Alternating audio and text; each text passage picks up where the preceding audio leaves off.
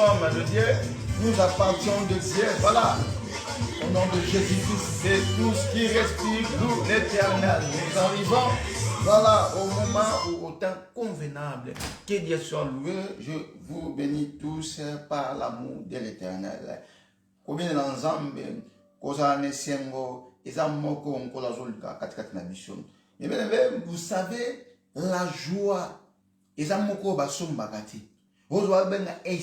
la joie, il faut savoir créer la joie. C'est-à-dire, il faut savoir chercher la joie. La joie, en réalité, c'est dans le Seigneur. Parce que c'est le Seigneur qui nous donne la paix. Le pense de paix. On me dit pourquoi tant toujours il faut tous la battre ce monde. Et si comme on a ensemble besoin de sa biso, on a commis à Philippiens 4, Philippiens chapitre 4, verset 4, la Bible nous dit, alléluia, réjouissez-vous toujours dans le Seigneur. C'est-à-dire, biso, tozalaka toujours nation mon kat nankolo.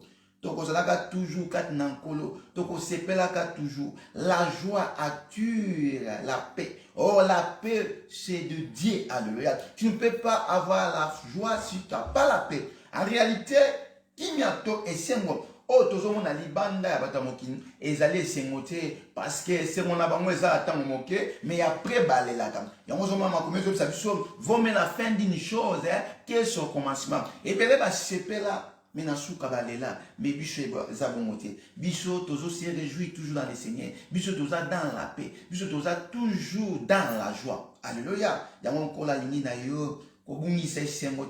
Et c'est moi il faut la et c'est moi il faut la katikati na ndako na et c'est moi il faut la santé na yo la joie il faut demeurer na yo c'est-à-dire il faut la connaissance. Alléluia. Et je la qui sait que qui va ensemble za katikati na la joie est un moko est important pour la santé na yo la joie est sengo et quoi aboutir yo ba positivité et c'est moi za moko ouais comme ma lumière dans zela na yo alors c'est moi il faut que lukamo. Comme la Bible nous dit, Dieu on le cherche. Voilà, sans plus tarder, les autres thèmes de Michel Ezaki, soyez toujours dans la joie. Il y a un maman qui dit comme la Bichon.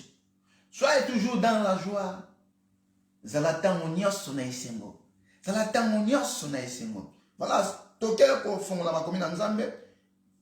Dans le livre de 1 Thessaloniciens chapitre 5. Verset 1er jusqu'à 22. Toutangi, Oyomakomi, Elimwalibiso. Voilà. Pour ce qui est de temps et de moment, vous n'avez pas besoin, frère, qu'on vous enseigne. Car vous savez bien, vous-même, que le jour du Seigneur viendra comme un voleur dans la nuit. Alors, biso, pourquoi tu vas toujours les singles?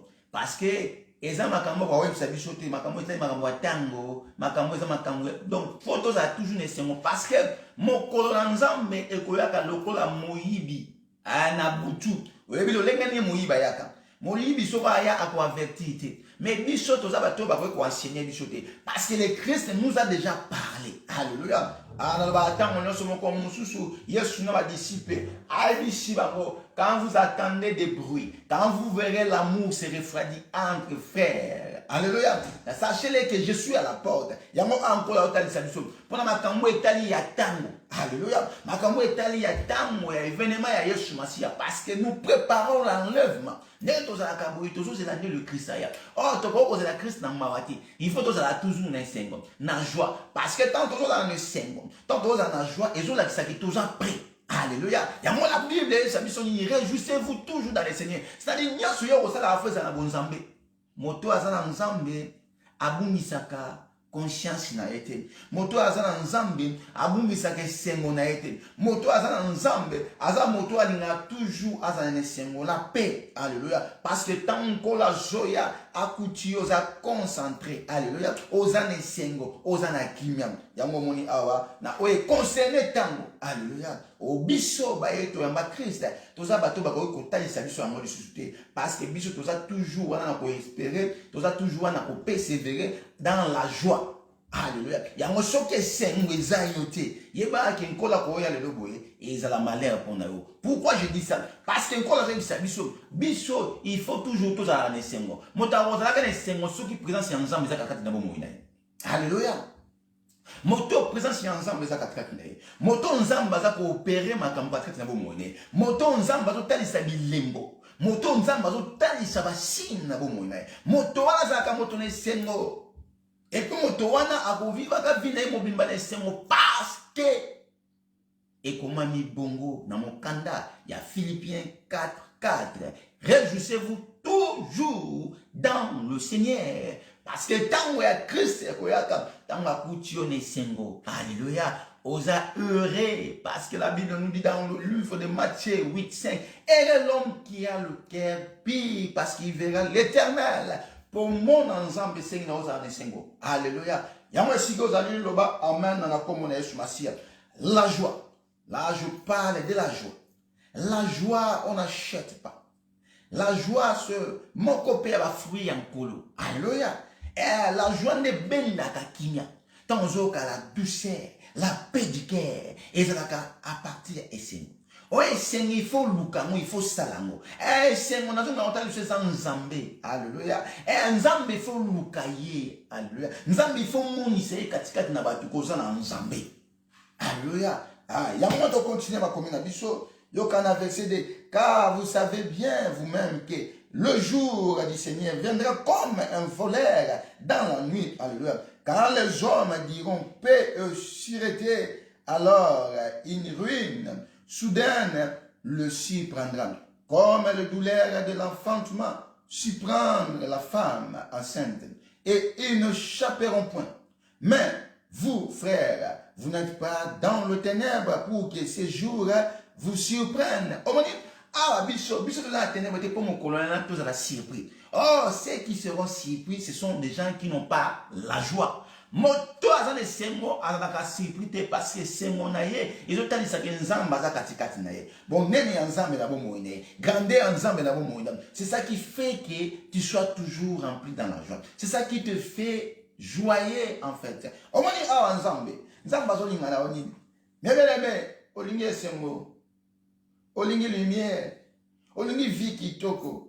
Olingi yo ozala malamu. Ezala likambo ya koluka kimia na la joie. Alléluia. Ah, yoka, na verset 4. Vous, frères, vous n'êtes pas dans les ténèbres. Nous ne sommes pas dans les ténèbres. C'est-à-dire, le jour de l'éternel, ça ne peut pas nous surprendre. Or, le jour de l'éternel surprendra ceux qui n'ont pas la joie. Alléluia. Mais ceux qui ont la joie ne peuvent pas être surpris. Voilà, comme un voleur. 5, verset 5. Vous êtes tous des enfants de la lumière et des enfants du jour. Nous ne sommes point de la nuit, ni de ténèbres. Comme nous ne sommes pas de la nuit, nous ne sommes pas de la ténèbre, nous ne pouvons pas être surpris. Nous sommes toujours dans la joie. À cause de la moi ensemble, à cause de la moto ensemble, yebi, cause de la moto azui et la gars ensemble, toi et tina ensemble, et Seigneur n'a cause à Seigneur. Voilà la raison pour laquelle, dans une attente d'Israël, que biso joie, alléluia, la joie. Toi là, tu as tristesse, toi ben on a pour la maladie, toi ben on a pour les signes, toi ben on a pour la lumière, alléluia. Et il y a comme ici la lumière, et ça rend des Seigneur. Alléluia. Et si quand la lumière éclaire, c'est la joie. Alléluia. Écoutez dans le verset 7. Car ceux qui dorment la nuit. Et ceux qui se nuvrent la nuit. Bayo balala. Balala ranena boutou. Bayo baromela kandena. Na boutou toujours. Alléluia. Mais nous qui sommes du jour, soyons sobres, ayant revêtu la cuirasse de la foi. Bisobato toza moi, bisobato toza esengo, bisobato toza joie, tolata cuirasse ya esengo. Alléluia. Ah, tolata mo, soyons sobres, ayant revêtu la cuirasse de la foi, tolata condiment. Tolata cuirasse de la foi. Aujourd'hui, on a moto pas composer un condiment. Moto a condiment, tu sois dans les sengoté. Moto a triste, a moto na condiment. Moto ndima kaka soka za moto ne sengo. Yango moni na zo bisayo joie eza ensemble. Joie ya mokilité, joie ya bato ya mokileza ata moki. Ba ko sepela lelo, lobi ba komi kolela. tala bango na ba bien na bango na makambo na bango même si ba sepeli mais na suka nango ezaka elelo mais biso na nzambe makomeza loba c'est la bénédiction de l'Éternel qui enrichit et ne fait suivre d'aucun chagrin ozomona sika c'est mon biso evandi ozomona sika mitema na biso evandi ozo la kisake toza na nzambe et c'est mon biso parce que eza éternellement et c'est mon abisso, eza ya lobité, mais c'est mon abisso, eza ya libella, parce que eza yeshengo witi na nzambe. Alléluia. Dans le verset 8, écoutez, mais nous qui sommes du jour, soyons sobres, ayant revêti la puissance de la foi et l'amour, et ayant pour casque l'espérance du salut, car Dieu ne nous a pas destiné, à la colère, mais à la possession du salut. Omoni, nzambe ya tiabisote pour la colère, pour la tristesse, mais nzambe tiabiso pour tozala wana na esengo, alléluia. Na esengo, nzambe tiabiso pour tozala na possession ya salut par notre Seigneur Jésus-Christ qui est mort pour nous afin que soit que nous veillons, soit que nous dormions, nous vivons ensemble avec lui. Alléluia. C'est pourquoi exhortez-vous réciproquement et édifiez-vous les uns les autres comme en réalité vous le faites. Écoutez le verset 12. Nous vous prions, frères, d'avoir de la considération pour ceux qui travaillent parmi vous, qui vous dirigent dans le Seigneur et qui vous exhortent. Alléluia. Il faut qu'on ait en considération ya biso bayo tozo te bino le banzambe biso bayo tozo ko exhorter bino la parole de Dieu. Alléluia. Il faut qu'il y ait de la considération. Alléluia. Ayamo za moko ya recommandation. Alléluia. Voilà, dans verset 13, ayez pour eux beaucoup d'affection. Osana biso na affection. Alléluia. À cause de leur œuvre, à cause de misala biso, soyez en paix entre vous. Nous vous en prions aussi, frères, avertissez ceux qui vivent dans le désordre.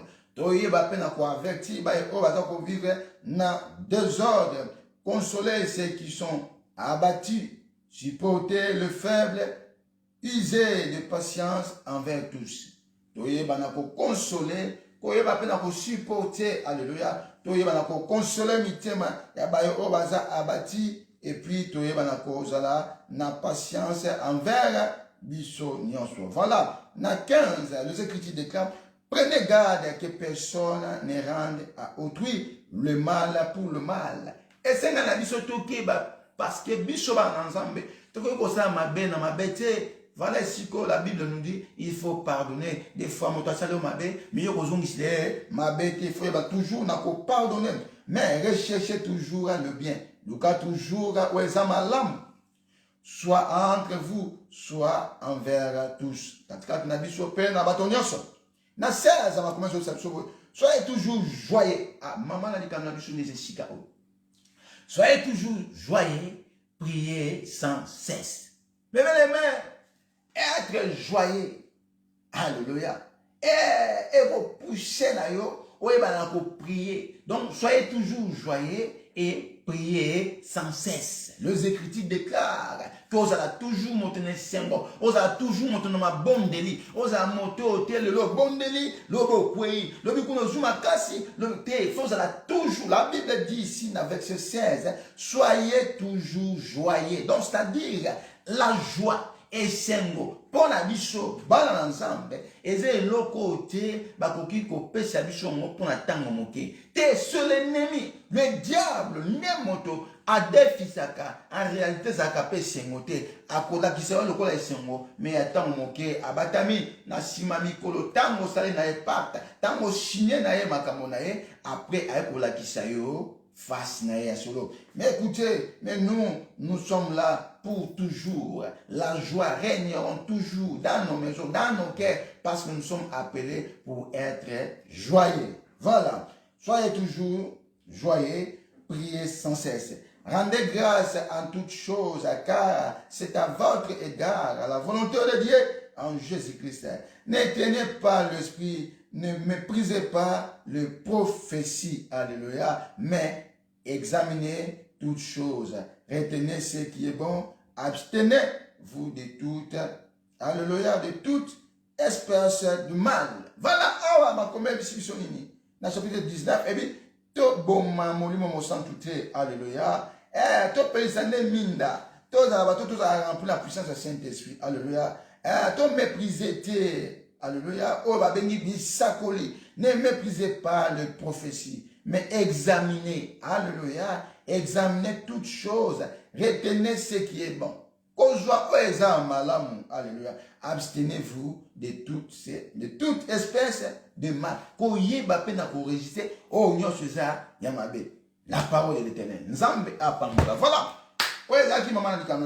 Voilà.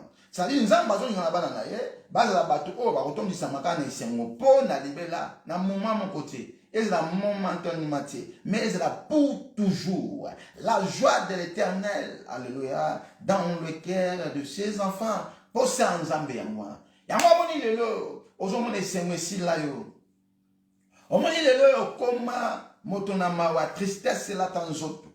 Okoma motona makanisi, ya mona jebisi sika na Nzamba zaliti. Et sengali na yo. O comprendre et le papa zo benge sengo tango zo mona na bomo ina yo e sengo za kate mawane zo place yebake esika na Nzamba zanité il faut ko luka Nzambe alléluia changer le lenge ya ko bondela Nzamba pesa ka esengo Nzambe albi esengo wana e ko zalaka pour toujours esengo wana e ko zalaka tango mokete esengo ya Nzambe eza esengo e ko zalaka éternellement alléluia na se amoi oyo esengila biso toza batu ne sengo e na siko Nzamba la kabiso et to zalaka pe bato na esengo mais comment nous devons être toujours dans la joie encore la joie il faut prier sans cesse mais on résiste contre le ruse de l'ennemi, c'est-à-dire, tu es quelqu'un de prière, tu pries sans cesse. Alléluia. Je connais une dame dans la Bible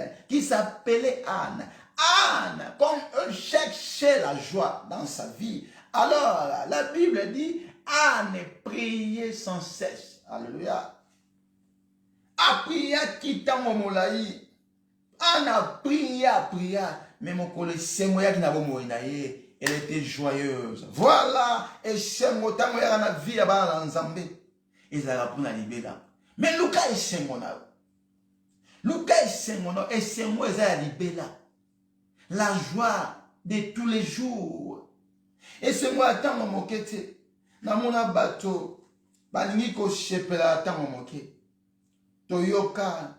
Bato misusu bakei même na bangola bakei ko luka o bazo benga diamant et fait que bazo mona te misusu bateki misapi pona isemwa mokilo tozo mona pe na mokilo bato teme isemwa ezalite bato bakei na vie ya précipitation bato bakei na vie ya complexe alléluia etini bango basala makambo o bakoyi kosala te pona isengo o ya tango moke mais biso na Christ makomezo loba o yoka la joie wana Nzambe eza pour toujours yango moni biso bato na Nzambe biso bana na Nzambe toza bato totalaka miso te na makambo ezo frappaka te biso totalaka bongo te biso totalaka o Nzambe azotia katikati na biso biso tozalaka problème ya contentement alléluia o Nzambe apesi yo na moma wana parce que yenda fongolaka yenda changeaka ba vie yenda ko changer bomoi na yo alors yo zalaka moto ba prière le corps va commettre ensemble, et puis si nous sommes au Canada, 1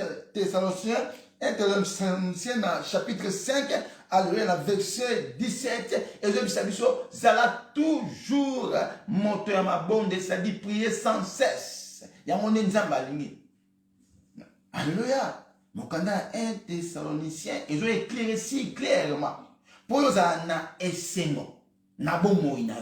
Essengo, le cause à temps mon kété. Et c'est mon écho aux attentes mon coup c'était. Et c'est mon attente mon et c'est mon eza c'est mon qui. Mais en réalité c'est sengoté. Tala bato nyonso baninga ko la kisa biso ke baza bato nesengo.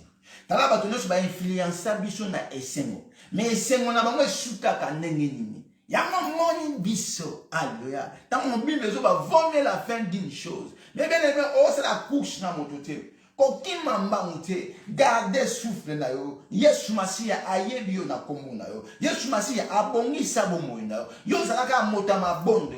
Priez sans cesse. Bon moïno na prière. Vina o na prière. Zalaka ande motama bonde li. Oromone gesengo nzambe. O vivre la joie de l'Éternel dans ta vie. Et cette joie-là sera éternellement. Ça ne sera pas joie moko ya tango moke. Et vous allez que siango moko te o lokola tozo mo.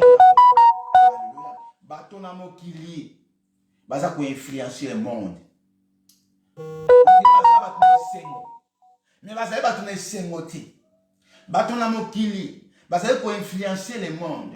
Lokola bazali bato oyo bazo vivre na paix. Mais baza bato na sengo te. Balala ka pongia malunga te. Ba koma na ba condition le nemi azo sakana na mitu na bango. Cerveau na bango ebeba. Ba koma manipuler. Makambo nyoto zo mona ya mabe bazo salaka. Ils sont poussés par l'ennemi parce que eux-mêmes ils ont voulu, alléluia, de tout gagner sur cette terre. Oh, en vouloir tout gagner sur cette terre, sur ce monde, tu risques de tout perdre. Mais nous avons seulement donné nos cœurs au Seigneur Jésus-Christ. Voilà pourquoi nous sommes dans la paix.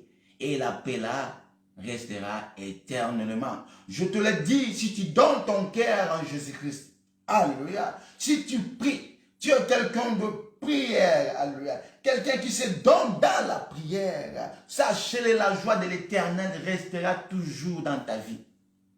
Et c'est moi seul dans ensemble. Et c'est moi seul, c'est moi tant mon kiti. Bato to yoka ki bazali ne sengo. Bato ba frappa ki misu. Bato ba influencer ki. Alléluia. Souka na bango. Oh, un serviteur demande au Seigneur Jésus-Christ. Seigneur, pourquoi les païens, leurs vies sont... Pourquoi Nzambe? Pourquoi les païens viennent à bango ba prier à kutute? Mais au moment bazali lokola bazali na kimia pour la bitala souka na bango. Alléluia. Eh bazali pona ko frapper misu. Mais Nzambe atala o frapper misu te. Nzambe atala ka motema. Bato ba précipiter na mokili o. Bato ba keli mbang na sia mokili o pona ko luka makamba mokili. Ah, sans oublier que la Bible nous a dit déjà dans le livre de 1 Jean 2, surtout mokili o verset 15, o kozala ke nemi Nzambe parce que yo lingi esengo ya mokili o. Esengo ya mokili o ekokenda ka nulle part. Esengo ya mokili o na makamba mokili o la Bible et le bama lamuke ekosala ni ekolekaka. Alléluia. Nyonso ekoleka. Mais la joie de l'Éternel ne passera pas. La joie de Dieu ne passera pas. Dans mon moto, o azane sengo ya Nzambe. Moto asimba mi na Nzambe. Moto katikati na ye. Alléluia. Et sengo tongisa. Nzela na nyonso. Pole la pole. Lumière. Moto ne sengo sika zo kenda zo pesaka esengo. Akute sika mawezalaki esengo na Nzambe ju place. Alléluia. Lumière na Nzambe ju place. Pour la lobby, moto wana ayebaka kosalaka o eza malamu. Ayebaka ko résister eza mabe parce que ye aza moto ne sengo. Esengo kati na nkolo eza na risque te. Esengo kati na nkolo eza na moto na condition eza kaka ke yo oyebaka ka kotambola na Nzambe. Eza na mokaka koyeba kotambola pe koyoka kobanga Nzambe. Nde sengo na Nzambe ekovanda tango molai na bomoi na yo. Nde sengo ya Nzambe ekozwa place na mitema na biso. Eza na bato ebele bazanga kimia. Sengo ezali te. Ozomona libanda wana eza libanda kota kati. Ils sont déjà pourris. Alléluia. Il y en a beaucoup que tu les vois physiquement. Tu crois comme si ils sont bien. Mais en réalité, ils souffrent. Ils sont des malades. Mais nous, dans le Seigneur, nous sommes dans la joie. La joie dans le Seigneur. Et bien, nous sommes vivants dans ce monde. Baza déjà battu au kouf. Baza bato bazangi kimia. Et belé au taliboé. Yolandi ou envié, au complexé. Et même yon na bobungi. Azamoto ponya malamu azwakati. Azamoto makanisita munyos. Azamoto ya moto ya kanda. Pour la nini? Parce que azanga kimia, Alléluia. A précipiter na makama mokili. Croyant qu'il y a besoin de kimia kuna. Na mokili kimia zate. Na mokili kimia zate po ba banda ngo ba influencer ba tamo na mituka nde na ndenge. Ba yo ba benga ba star minene ya monde o suka na bango. Il faut ta suka na bango. La joie ezate na mokili. La joie ezate na Yesu Masia. Alléluia. Ya mon père réjouissez-vous toujours dans le Seigneur. Pour la nini. Pour mon tour se pela katikati na nzambe. Akobanga kate. Akozala na esengo. Alléluia. Akozala na tristesse te, mais akozala toujours joyeux parce qu'il y a des nkola ko ko ko kuta lelo. Aza moto ne sengo. Christ akoki ko retourner lelo. Parce que nzambe alobi moto ayebite mais biso to ko za célébrité. Biso ba ko apprendre biso te. Nous on ne peut pas nous enseigner les retours de Christ. Dieu a tout dévoilé. Alléluia. Parce que nous sommes des enfants de lumière. La lumière que Christ a éclairée sur nos vies, ça nous pousse de connaître les choses spirituelles. Yango tika na edisa. Obungisa esengo. Ozanga kimia tango molai. O esengo nzambe na pesaka. Zonga na siya makolo nzambe. Zonga na siya makolo nzambe. Alléluia. Na zoya bisayo la joie. Olingo mona esengo. Esengo ya solo eza na Yesu Masia. Mais bien aimé, la vraie joie. Oh yoka esengo. Eza na Yesu Masia. Eza na prite ko payer. Lokola bango na mokili. Ba que nous ça ba sacrifice. Donc là on a mokili. Après ça ne sengo. Et ce matin moké, il faut sacrifier mes biso tous en obéissance. Il y a un moment ma commentaire ça biso l'obéissance vaut mieux que le sacrifice.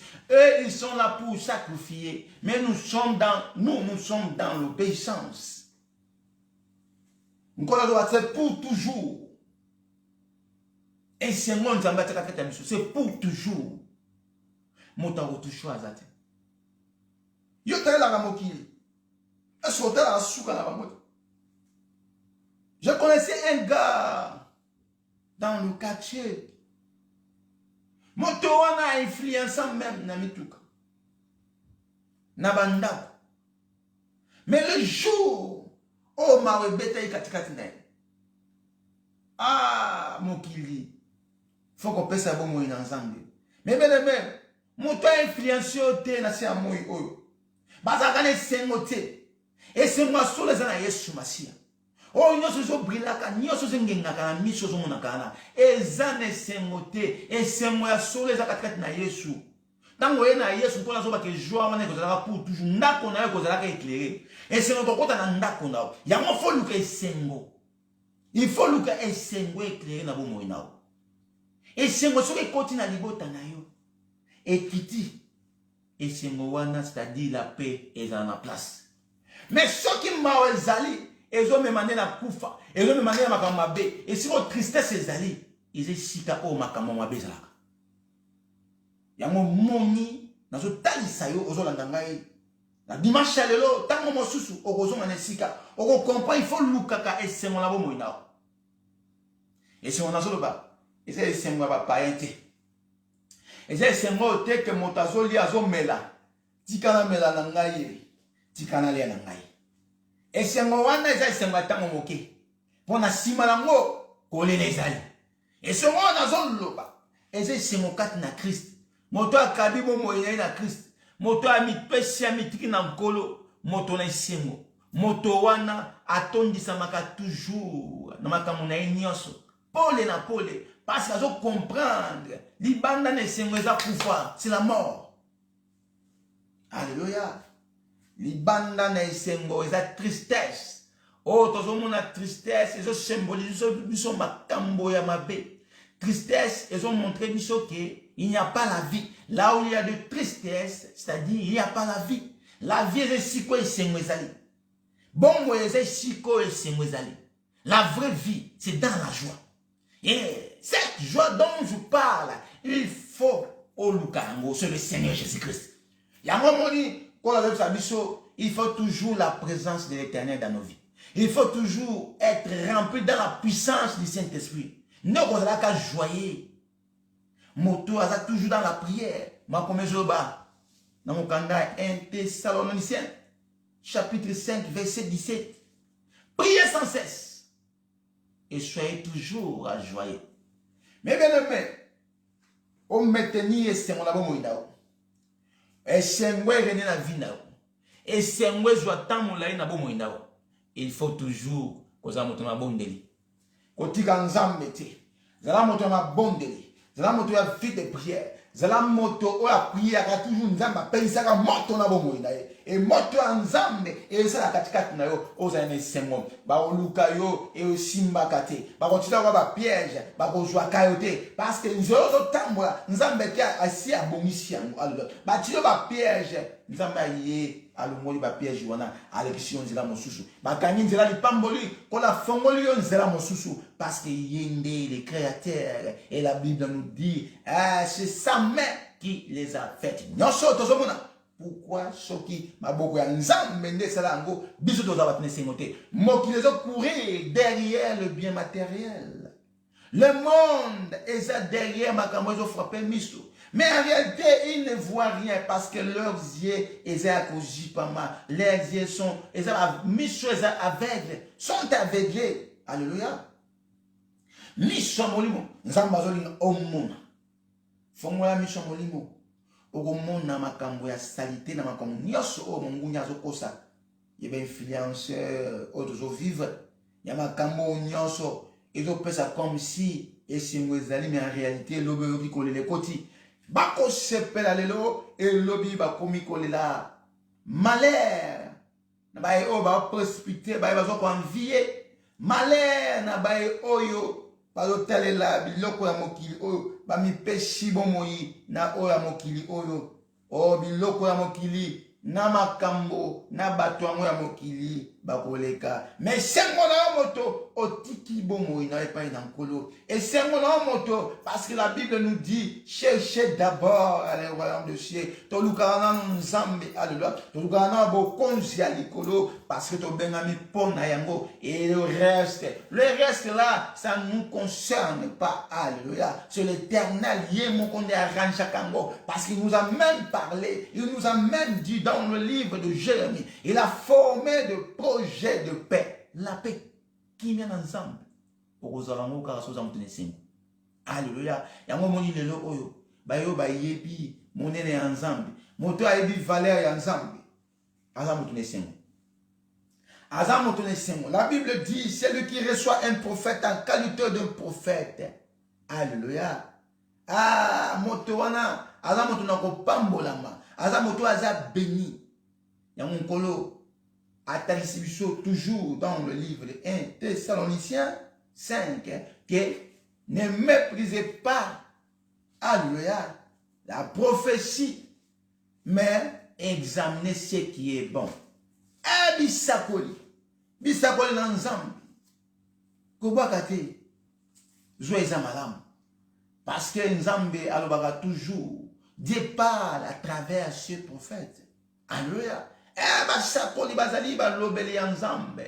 prophète, c'est celui qui parle de la part de l'Éternel. Et voilà, ici, on voit qu'un prophète ne parle pas pour parler. Il parle si Dieu l'autorise. So, nzambe alishaluba, ndalobi. Okebo okoma biloba loba. Oro sala sentiment nzoto. Oro loba makambo ko nzoto zotinda. Et par là, okomi poussé par l'esprit du monde. Alléluia. Yamona name mayo bebeleme. Ozonga. Et c'est moi yobungisa. Et c'est moi qui m'a na liboto. Et c'est moi qui m'a na foyer. Ça fait longtemps. Batu bazo vivre le quoi bazana ba prison. Batu ba koma be ennemi. Moto muso azo zela moko kufa. Alléluia. Amosu azo zelaka. Azo souhaiter mo koni ya ko kende. Atika na la kimia. Mususu azotala kaka biloko ya mokili. Biloko ya mokili ke memo esika mokoti okotika ngo. Même si le lozu yango, mi okotika ngo. Okotika ngo. Ce qui est aussi dans nzela mabe, souka na weza pe mabe. À quoi bon de tout gagner et de perdre ton âme? Tina nini ya ko gagner nyoso ya mokili oyo. Le tomba nini, ya ko joigno sur mon kili, oh, bon perdre, bon moinayo, oh la vie éternelle. Les gens oublient que après cette vie, nous avons encore une vie, la vie éternelle. Vie à solo, ezakatikati na malobaya ensemble. Vie à solo, ezakatikati na Christ. Vie à solo, alléluia, il faut lukango. Koluka vie à sia mon kilité. Mais bien aimé, kolata, nzote latisa bilamba. Bilamba elata na nzoto. Alléluia. Kolia nzote lesa. Bilie kota na nzoto. Nini wolo palata e kota na nzoto. Mais mokolo nzoto e deceva. Alléluia. Mokolo déception kota ki na nzoto. Nzoto ki na limita e yo ki si soni. Alléluia. Yango tika na ebisao. Via solo. Et c'est mon ankolo. O tambola nzela na yo parce que nkolo azana yo. O tambola nesengo parce que nzambe azakatikati na yo. Dans la vie en nzambe. A moto azana assurance, azana moto nesengo. Moto azana yeso, azana moto nesengo. Alala ka pongi ya kimia. Esengo tambola spa yebi ke vinde esimba na nzambe. Mo bundeli na ye, appui na ye, refuge na ye, eza nzambe. Alléluia. Batu ba wele limbo kili oyo. Batu ba weli bokonji batiki yango ebele. Alléluia. Ba ju place o abike sili me lo alobi kuna boye ba assassiner. Alléluia. Ebele ba weleli bisengo ya mokili oyo metala suka na bango. Nazonga la bisayo biso nkolo la kabiso. Nous ne mourrons pas. Alléluia. Ah! Eza makambo ya molimo. Nzambe akimia le penche de paix. Alingi esengo régner na ndako na yo. Que la joie de l'Éternel règne dans ta vie. Pour toujours. Ce n'est pas pour un peu de temps, mais pour toujours. Alléluia. Yamone nzambe azolinga na biso. Mais l'homme na ingratitude na ye. Na lolenge na ye. Alingi makambo ils ont frappé Mich, aza pressé, aza complexe, mais lobi na ngo passé, mawa ekoti. Nzamba zo linga sengo ndezala.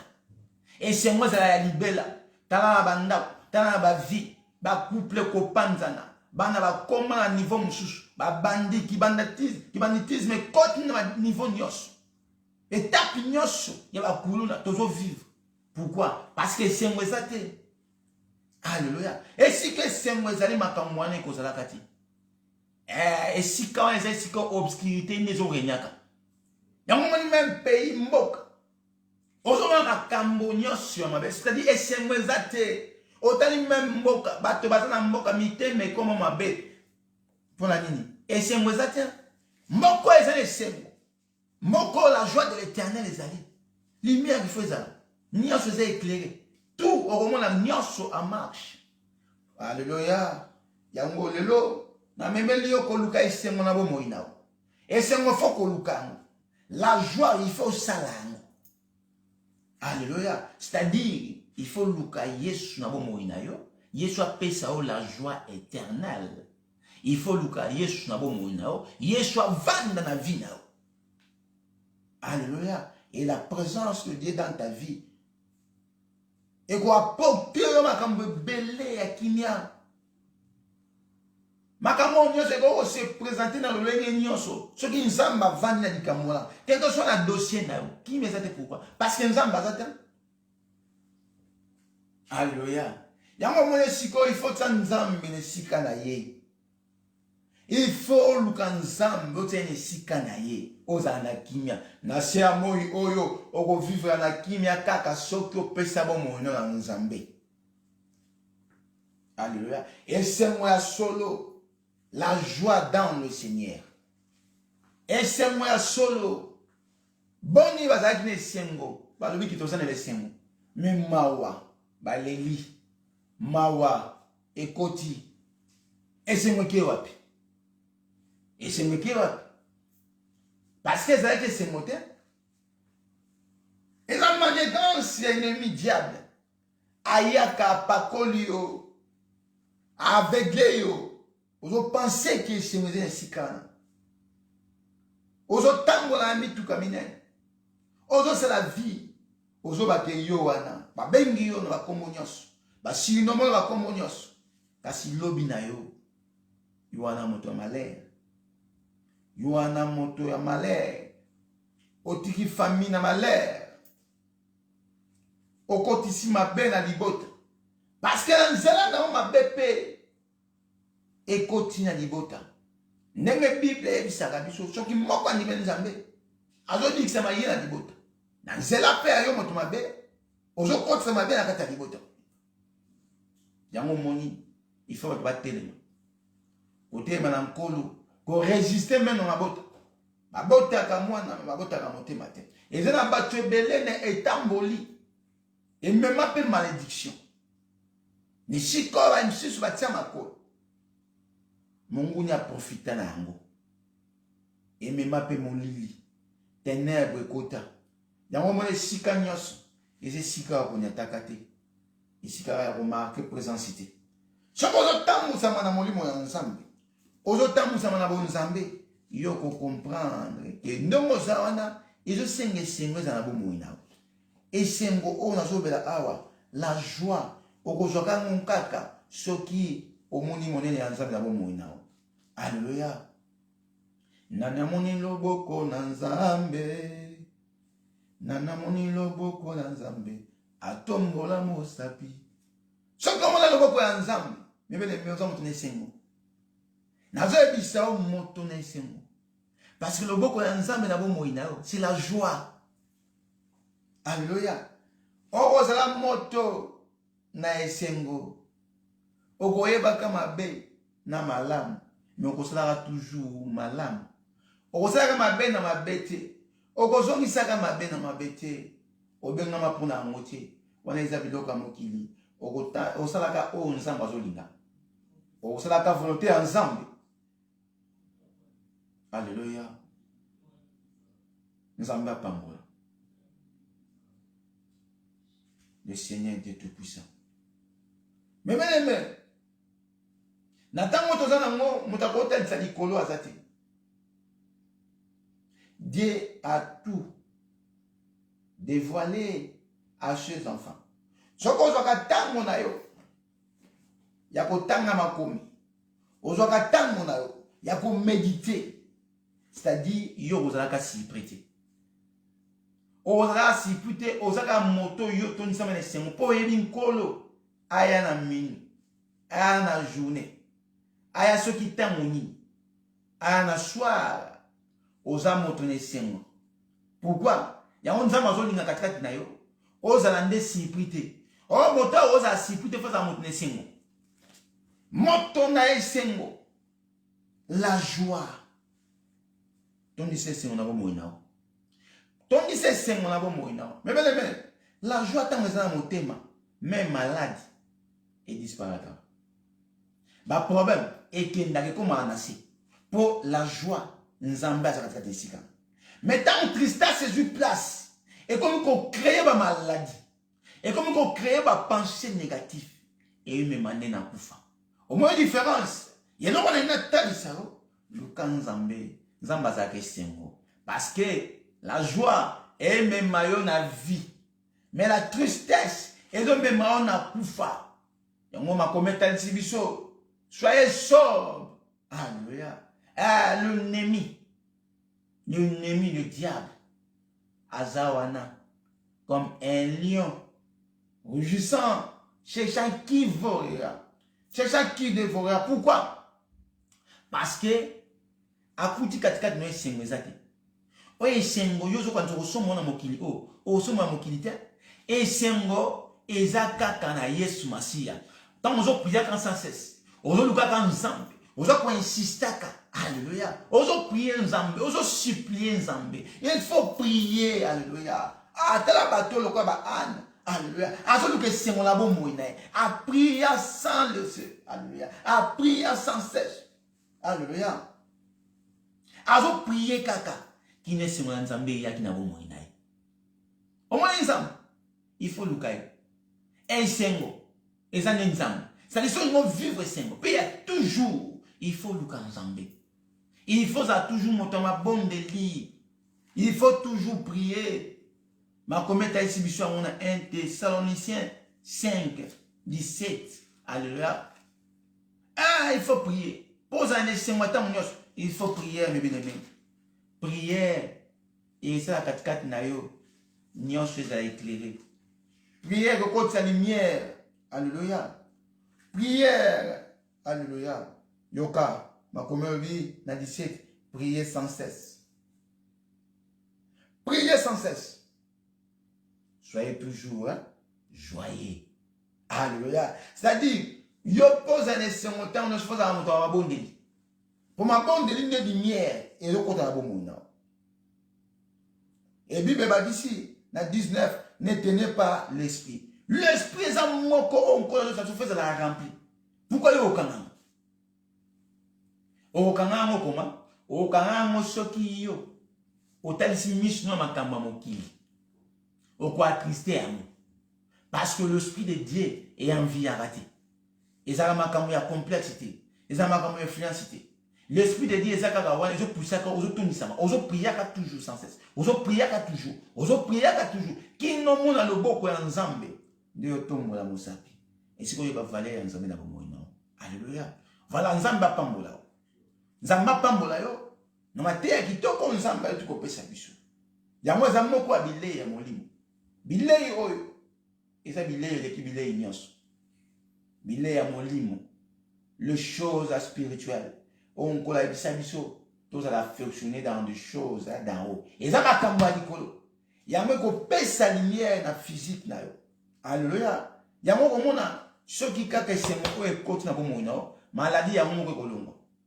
Mawe kolongwa. Kolele kolongwa. Oko comme montrer sengo. Et puis sengo na yo et ko affecter les autres dans ndako. Mon grâce na yo. Ndako ezui mo pepa malamu. Climat malam écoute parce que esengo ezu place Nzambe a pambola yo tokei ko pesa Nzambe merci ko remercier na moment o kitoko moment o Nzambe a bomba kibiso a pesi biso maloba oyo esungi mitema moment o Nzambe alingaki na biso tokoma ngo pe tolia bilei o maloba oyo eza avertissement na ba vie na biso pe eko changer makambo ebele otelami na bolingo ya Nzambe siko ozali tokei ko tombo ya Nzambe na biso tokei ko élever kombo ya Nzambe na kombo na Yesu Masia Nzambe a joie lokumu. Mets-toi debout là où tu es. Tellement to tombo ya Nzambe na kombo na Yesu Masia. Prions. Nzambe merci mon konzi ya likolo na se.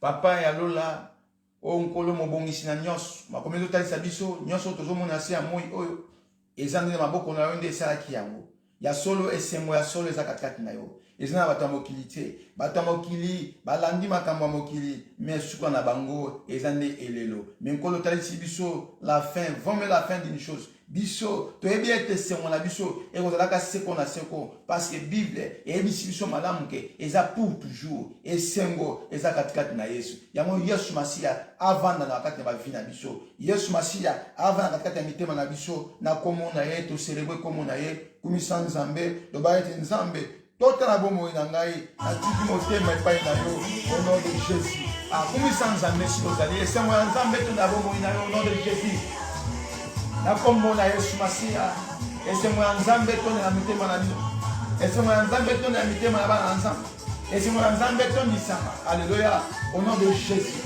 ayo moto zaki na mawa yo moto zaki ya kolela tika ete esengo ya ezwa place esengo ya efface tristesse na yo esengo ya elongola oyo nyonso ezalaki ya tension ezalaki ya estomac ezalaki problème ya santé esengo ezwa place na kombo na Yesu Masia babengi ye Nzambe babengi ye monganga bamanganga babengi ye le Seigneur des Seigneurs babengi ye Yehoshua Masia Nzambe oyo apesaka kinga soki aye na bomoi ya moto nyonso echangeaka au nom de Jésus alléluia merci Nzambe on commence à Nzambe Nzambe akoti na bomoi na yo yawa ju place Nzambe asali ya minene na maloba na ya lelo totomboli kaka kombo ya Nzambe wana yawe kumbama yawe kumbama kumbama yawe kumbama kumbama yawe kumbama Alléluia. Nzambe kumbaba. Merci Jésus. Merci Nzambe. Au nom du Seigneur Jésus-Christ. Nzambe azolo kumu. Tokomi na suka na biso. Makomi lobi. Considération na baye bazo ko enseigner. Maloba Nzambe oyo. Eza malobo ko fortifier biso. Eza maloba oyo pesa biso sous assurance. Eza maloba oyo kolisaka biso. Tant Nzambe a opesa biso makasi ya koloba ne makomi Nzambe tansi biso, il faut qu'il y a de la considération. Alléluia. Et ma commettre sur la 12 a que nous vous prions, frères, d'avoir de la considération pour ceux qui travaillent. Alléluia. Pour ceux qui travaillent parmi vous, qui vous dirigent dans le Seigneur. Il faut qu'il y ait de la considération. Alléluia. Et puis, ne méprisez pas les prophéties. Examinez ce qui est bon. Nzamba pambola yo, tokomi na suka na biso. Nzambe akombaki biso. Nzambe merci, tendre Père. Il y a aussi ko sala katkat na biso, aussi ko exaucer, aussi ko fongola, aussi ko béni, aussi ko pambola. Na bolingono Nzambe, nde biso to telemaki pe to telami. Na bolingono Nzambe, nde tozo kola toujours, tozo persévérer. Et ça na makasi ya moto mokilité. To pamboli kombo na yo. Le commission opposant mettre à temps et à circonstance, ne te lobby, gloire et louange à toi, Seigneur Jésus-Christ. Amen. Nzambe a pamoula. Mais bien aimé, Olingue Singwa Solo, contactez la plus 32 49 250 47 59. Tozana pour la sujet de prière, dimanche Litoko, dimanche Bandako, na makamunyo. Le boko ya Nzambe, et la 4 Nabiso, Nzambe a pamoula moko na moko, tokomina suka na biso. Tokutani bongo le mardi. Topriera chaque mardi, mercredi et vendredi de 21h à 22h. Nous prenons que 1 heure du temps. Et ma commune ensemble est il faut prier sans cesse. Alléluia. Il faut prier sans cesse. Donc c'est-à-dire il faut qu'on prie en Zambé. Il faut qu'on prie avant Zambé. Na yangonde tokomona na esengo na ba vie na biso. Na makamuno tokosalaka. Tokomona la lumière, tokozala ba tunesengo. Tokonvia mokilité. Nzamba pamba. Au nom de Jésus-Christ. Ciao.